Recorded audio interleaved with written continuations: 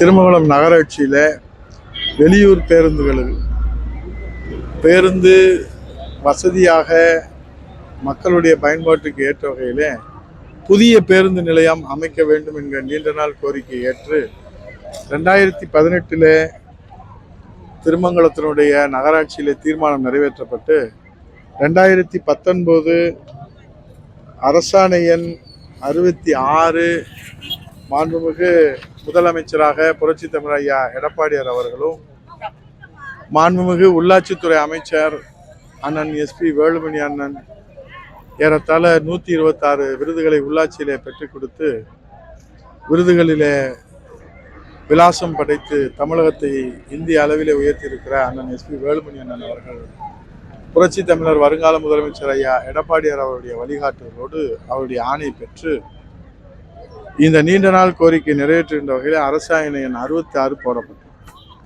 இது 22 கோடியில உங்களுக்கெல்லாம் தெரியும். இந்த 4 வழி சாலையில இதற்கென்று இடம் என்ட்ரப்பான் வருவாய்த்துறையினுடைய இடத்தை நம்முடைய நகராட்சிக்கு என்ட்ரப்பான் முன் நுழைவு கொடுக்கப்பட்டு இந்த அரசாணை போடப்பட்டது.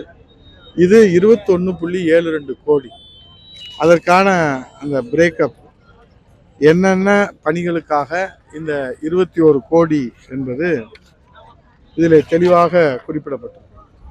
இது உங்களுக்கு ஒரு காப்பி தர்றேன். இப்படிப்பட்ட இது 27,376 ஸ்கொயர் மீட்டரில் 45 பஸ் வே. இதுதான் 4 வே. இந்த 4 வேல இதில் பஸ் உள்ளே வரும். இது நம்ம சைக்கிள் 2 வீலர் ஸ்டாண்டு. ஸோ இந்த பஸ் இப்படி உள்ளே இது 45 பஸ் பேர்.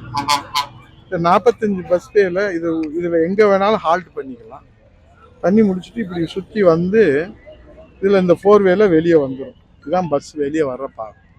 ஸோ இது ஹைலி அண்ணா யூனிவர்சிட்டி டெக்னிக்கலாக அவங்க அப்ரூவல் பண்ணி கொடுத்த இந்த பிளானு.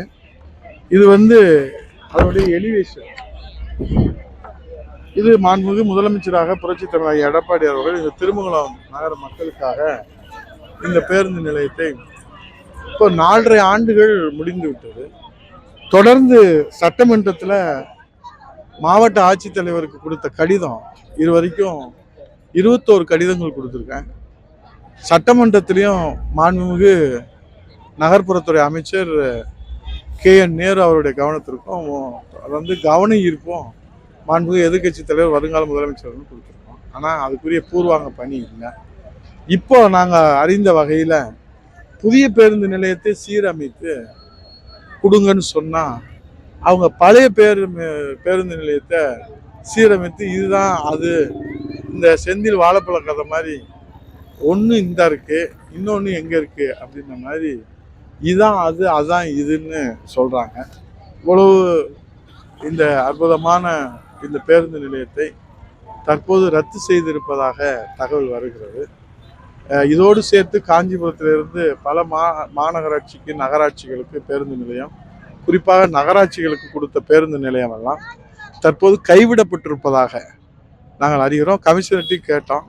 அது குறித்து எங்களுக்கு மேலிருந்து எந்த உத்தரவும் இல்லை அப்படின்னு சொன்னாங்க. ஆகவே ஆட்சியில் இருக்கக்கூடியவர்கள் 4.5 ஆண்டுகள் இதை ஏன் அரசியல் காழ்ப்புணர்ச்சியோடா, உண்மையிலே மக்கள் நலனிலே அக்கறை இருந்தால் அவர்கள் இதை நிறைவேற்றி தந்திருக்கலாமே. இந்த அரசாணை அரசு என்பது நிரந்தரம். 66 அரசாணை என்பது இதில் யார் கையெழுத்து போட்டிருக்கிறா? இந்த ப்ரொபோசலில் Harmandar Singh, principal secretary to government, அவங்க தான் இந்த இதை அரசாணையை அரசு. அப்போ இந்த அரசாணைக்கு என்ன மதிப்பு? அரசாணை இங்கே இருக்கு, இடமும் இங்கே இருக்கு, ஜிஓ இங்கே இருக்கு, இடம் இங்கே இருக்கு, இந்த பஸ் ஸ்டாண்டு எங்கே இருக்கு? காணவில்லை. திருமங்கலம் புதிய பேருந்து நிலையத்தை காணவில்லை. இது நாங்கள் எங்கே போய் தேடுறது? 4.5 வருஷம் ஆச்சு. இந்த மக்கள் எல்லாம் இந்த பேருந்து நிலையம் கேட்டு இங்கே அரசினுடைய கவனத்திற்கு மாண்புமிகு எதிர்கட்சி தலைவர் அவர்களுடைய ஆணை பெற்று அவருடைய வழிகாட்டுதலோடு புரட்சி தமிழ் ஐயா எடப்பாடி அவருடைய ஆணை பெற்று இந்த கவன ஈர்ப்பு நடக்கிறது.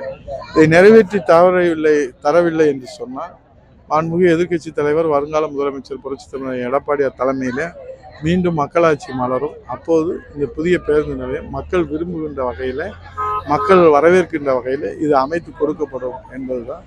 அந்த உறுதியாக இந்த போராட்டத்திலே பங்கேற்கிறோம். செய்திகளை உடனுக்குடன் தெரிந்து கொள்ள கீழ்கண்ட கேபிள் மற்றும் டிடிஹெச் நெட்வொர்க்குகளில் எம்நாடு செய்தி தொலைக்காட்சியை காணுங்கள். பாதகம் செய்பவரை கண்டால் நாம் பயம் கொள்ளலாகாது பாப்பா. மோதி மிதித்து விடு பாப்பா, அவர் முகத்தில் உமிழ்ந்து விடு பாப்பா. அண்மை செய்திகளை உடனுக்குடன் தெரிந்து கொள்ள இணைந்திருங்கள் எம்நாடு தொலைக்காட்சியுடன்.